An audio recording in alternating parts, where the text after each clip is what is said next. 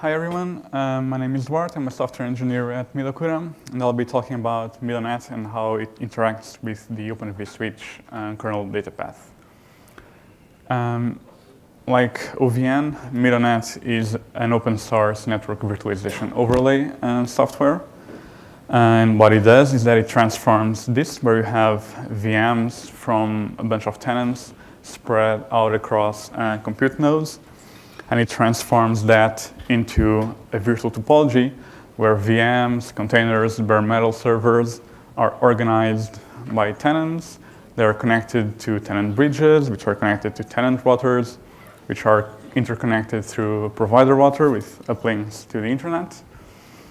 There are any kind of virtual devices like load balancers, firewalls, service insertion points, everything you can imagine. And MidoNet's job, and in particular the MidoNet agent, is to simulate the traversal of a packet through the virtual topology and set up a flow in the Open vSwitch Datapath containing the result of that simulation. This is a more comprehensive physical view. We have a couple of MidoNet-specific nodes, namely the gateway nodes. These gateways are on and off ramps into the cloud. They are totally equivalent. They advertise the same routes. You can have underlay and overlay ECMP to those gateways. One thing to notice here is that there is no central controller. So the simulation is performed by the hypervisor at which the packet ingresses the virtual topology. For example, if a VM is sending a packet, then it's the hypervisor of that VM that is going to take the packet if it misses the Datapath kernel flow table, and it's going to simulate it. And it's going to eventually send it off in one hop to its destination. Likewise, if the packet ingresses from the internet, it's the gateway that's going to simulate it, and it's going to forward it to its destination. There are no middle boxes here. So one thing, if you remember the previous diagram, the provider router was interconnecting all of the VMs. So if any of the VMs wants to send the packet to the internet, for example, then in any of the hypervisors, they will all have to simulate that provider router, which means that our virtual devices are distributed as well. They can be simulated by any hypervisor in the cloud. And this has some consequences. I'll talk about that a bit later. But this is where the NSDB, Network State Database nodes, come into. They hold the virtual topology and they hold the device state for any device that requires state. For routers have ARP tables, and bridges have MAC port tables. This is usually an ensemble of zookeeper nodes, and they're clustered for high availability. The gateways, I should mention, are horizontally scalable, so you can deploy as many as you want, and we scale out as you add gateways, and we encourage you to always have more than one for high availability. Another thing to notice here is that there is no single point of failure. Everything is distributed and it's highly available. Going into a bit more of detail, what goes on inside each host, you can see that at the core is the Open vSwitch kernel module, which is what we use to switch packets. There is as well a MidoNet agent, which is a Java daemon, which is what we use to handle packets that miss the kernel flow table. So we don't use the Open vSwitch daemon. We don't use any Open vSwitch user space components. We have our own agent. So in the compute is where the VMs are connected. So in Zookeeper, we also store per host.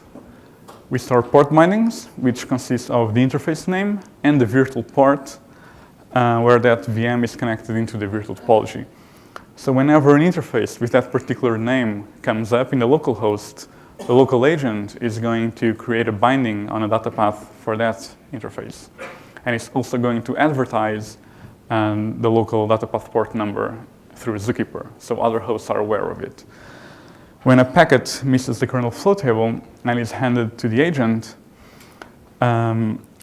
we can map from the input port number to the virtual port ID, which is typically the bridge port where the VM is connected. And from there, we can traverse the bridge, which then leads us into the router and any number of virtual devices. This is how we thread the packet through all of those, through all the virtual topology. The simulation will typically end at another port, which, if it is bound locally, we just execute the packet through the kernel module. If the port is bound at a remote host, then we have to tunnel the packet across the IP fabric from the ingress host to that egress host. And we use the tunnel key, in case of VXLAN, the VNI, to encode the port number of the egress port. In that way, we don't have to do any computation at the egress host. There's usually a megaflow there that just looks into the tunnel key and switches the packet to the correct VM or uplink port. In the gateway, there are no virtual machines. It's totally dedicated to the agent.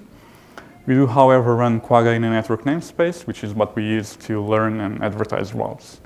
And of course, the gateway is connected to the internet or to a WAN. We call this model where we reactively simulate packets and install flows, just-in-time flow computation, as opposed to having any kind of pre-computed flows installed in the kernel. This is our agent. It's essentially a ring buffer where the data path queues packets. We have simulation threads that simulate the traversal of those packets through the virtual topology. We then hand the result of the simulation off to threads that do the data path operations, namely packet execution, flow creation, and later flow deletion. We have a share-nothing approach to concurrency where all the state is sharded across the simulation threads, namely the flow table, which I'll talk a little bit about later. So one of the challenges in having this kind of distributed architecture, as I've said, is that the device state needs to be shared across all hosts, because any host can simulate any device. So for this, we use Zookeeper. Whenever an agent encounters a device that it has not yet loaded, it loads it from Zookeeper and it subscribes to it. So it receives updates. Updates are changes to the device. For example, changes not only to its name, but in case of a router, for example, changes to its routing table or to its ARP cache.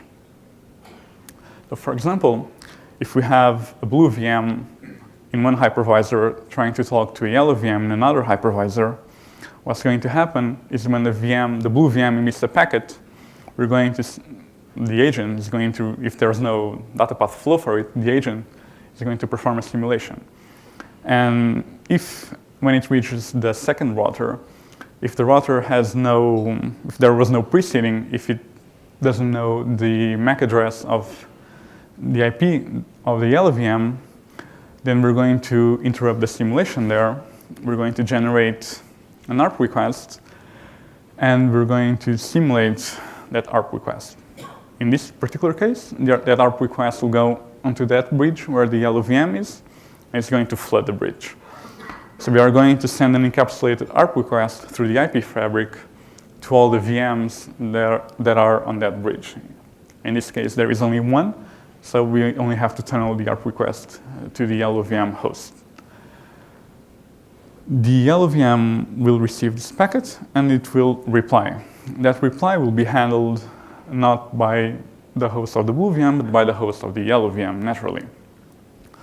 And we'll simulate the ARP reply, which will terminate at that virtual router, because that was the virtual router that was interested in that address and that emitted the ARP in the first place.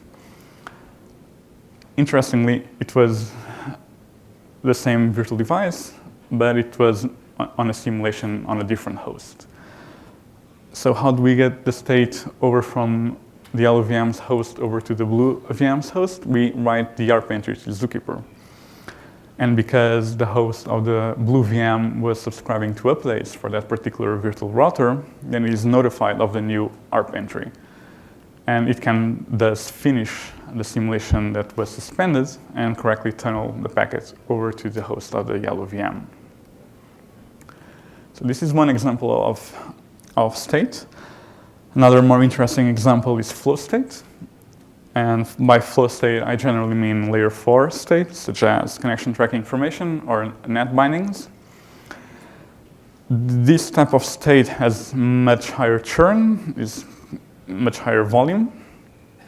So we can't really use Zookeeper for this. As we saw, the forward packets are typically simulated by different hosts than the return packets. So they need to somehow share state. This makes it a bit tricky for us to leverage megaflows because the agent needs to receive these packets and it needs to either fetch or generate state for them. And you can imagine, for example, having a device that does SourceNet. And if this device being distributed across different hosts, if all of them were to generate the same, were to use the same source IP and source port, and if the VMs were actually talking to the same destination, then there would be conflicts. So there needs to be a little coordination to avoid this. So, and this is why we require the packets to actually go to our agent for us to generate the state. And this in turn prevents us from installing wide flows. We have to install very specific flows for this kind of connections, stateful connections. The way we actually share state is by having the host that receives the packet. If no previous state exists for that flow, then it generates new state. And before tunneling the packet over to the egress host, what it does is it tunnels the flow state over to the whole set of interested hosts. This includes not only the egress host, but any other through which packets of that connection may ingress.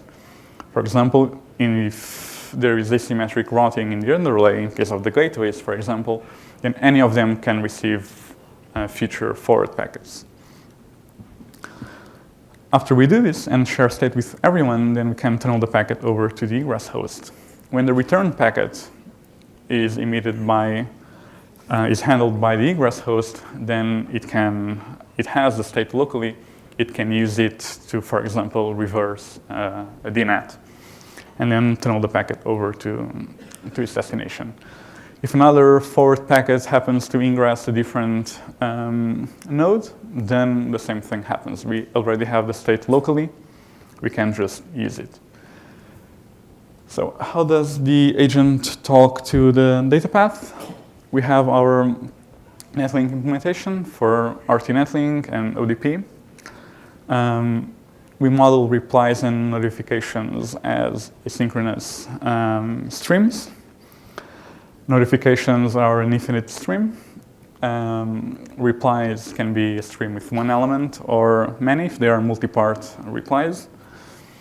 A simulation typically entails 3 netlink operations on a datapath: packet execution, flow create, and a flow delete. When we create a flow, we do so optimistically. We don't check for errors. We don't receive acknowledgements or echo the request back. If multiple packets of the same flow are already queued in user space for us to simulate, then we are going to install duplicate flows, which is okay.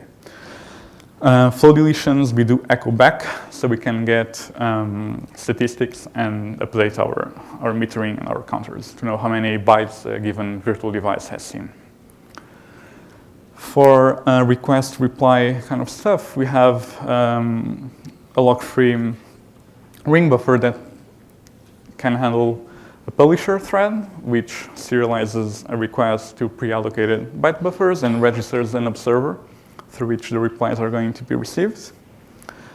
And a writer thread, which batches requests to the kernel, and the reader thread that's reading replies of the netlink socket and completing these observers. So I have some performance numbers. Packet execution done through this netlink library, which entails a kernel call and transition from the JVM to native. Takes about 2 microseconds. Flow creation takes about 5 microseconds. We can do these operations in parallel. What we cannot do in parallel is multiple flow creations or flow creation and flow deletion because of the Datapath lock. So if we try to do that, we get a pretty bad result of 24 microseconds when we have 2 threads creating flows at the same time. So I have a patch in progress. I haven't been able to finish it to actually do lock striping on the kernel's flow table to make this a little bit better. So because every packet needs to create a flow and later delete it, we always need to do these 2 operations. So when done together, they take 11 microseconds, which kind of bounds our performance at 88K packets per second. This is okay because we only have to simulate the first packet in a connection. All the other packets are then switched through the Datapath. Flow bookkeeping. So we need to keep track of whatever flows we install in the kernel in user space, so we can later remove them. All flows that we install have a hard time expiration. They depends on the type of flow. If it's one of these megaflows to handle tunneled packets, it lives up to 5 minutes. If it's any normal flow, it lives about 1 minute. This is important to our flow state replication mechanism, but it's also done because supporting idle expiration will be too expensive because you have to keep doing flow gets to know when was the last use time. So we expire first and ask questions later. We also have to react to changes in the virtual topology. For example, when a route is unlearned, when a device is deleted, or when a port and a VM migrate. We handle these events by tagging the flows we create with, for example, the ID of the devices that they traverse. We have a very rich set of tags, and this lets us be precise about flow invalidation. When something changes in the virtual topology, we calculate the flow tags, and we know which flows need to be invalidated. We play some tricks with the Datapath. For example, for flow tracing, when we are tracing packets traversal through the virtual topology for debugging, we also need to know if it reached the egress host. So we set a bit in the tunnel key to make it miss the megaflow at the egress host to come up to user space so we can register that fact. And in that case, we don't have to install a new flow, we just execute the packet. When we want to do double encapsulation, for example, for overlay tunnels to connect, so if a tenant has VMs on 2 different sites and we want to, and he wants to tunnel them to connect 2 routers across these 2 data centers, we do double encapsulation, and the way that we do it is we execute the packet through a VXLAN tunnel port. We rely on IP forwarding, so the host will deliver that packet to an endpoint of a VTH pair, which will again make the packet ingress the data path, where we have a flow that updates some of the fields. And then we output it again through another tunnel port, effectively doubly encapsulating the packet. Connection tracking. We'd love to be able to leverage connection track support in the kernel.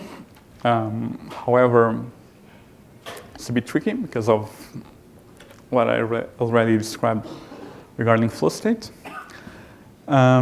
we can approach this in a couple of ways. We can try to synchronize the connection track, the contract state across hosts, but that raises some problems, namely how often do we do this? Will the state be available in the egress host when we want to simulate return packets?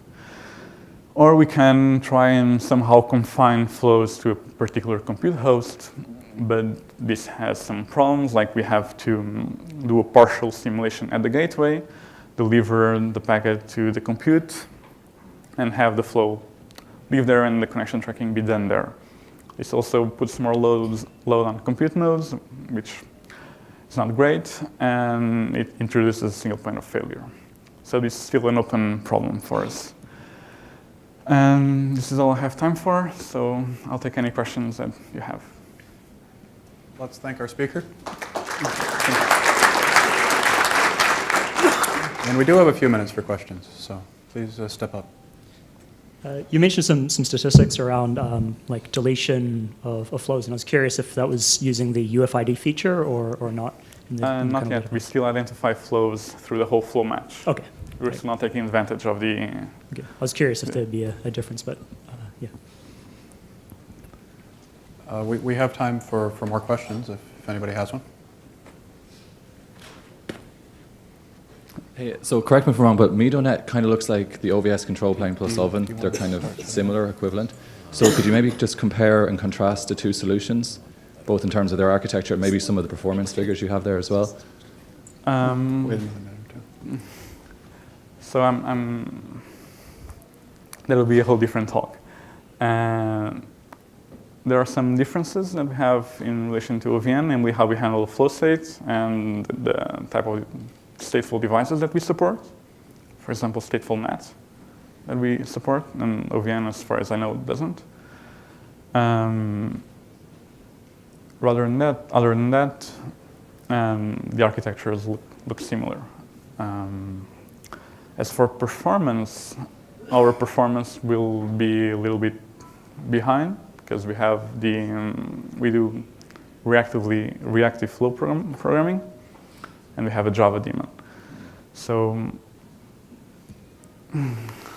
is the Java daemon, is that a big hit in performance? Have you thought about like writing it in C or? Yeah.